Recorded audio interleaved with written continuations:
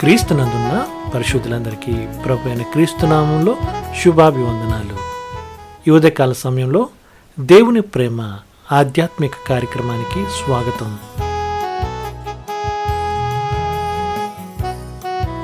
అయితే యాజకుడు క్రయధనమిచ్చి కొనినవాడును అతని ఇంట పుట్టినవాడును అతడు తిన ఆహారమును తినవచ్చును.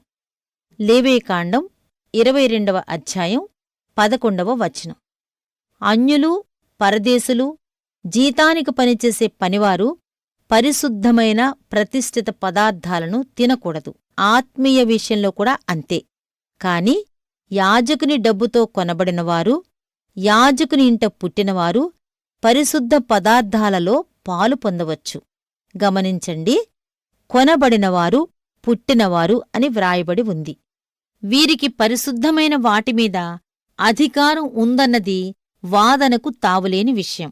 మన ప్రధాన యాజకుడు యేసు తనలో విశ్వాసం ఉంచిన వారందర్నీ వెల ఇచ్చి కొన్నాడు. వారంతా ఆయన స్వాస్థ్యం, సంపూర్ణంగా ప్రభువుకి చెందినవారు.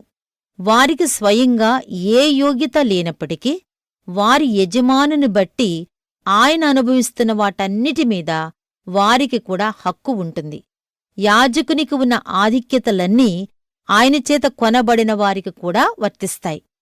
అతడు తిను ఆహారమును తినవచ్చును.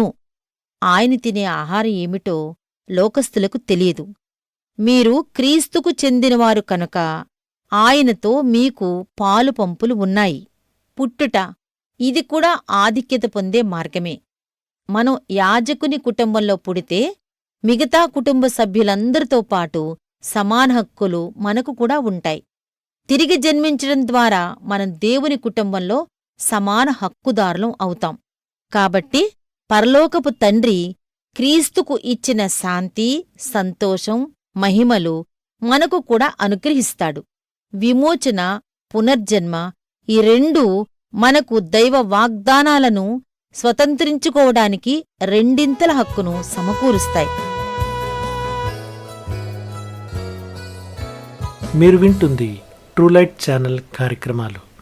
కార్యక్రమం నచ్చితే లైక్ చేయండి, షేర్ చేయండి, సబ్స్క్రైబ్ చేయడం మర్చిపోకండి.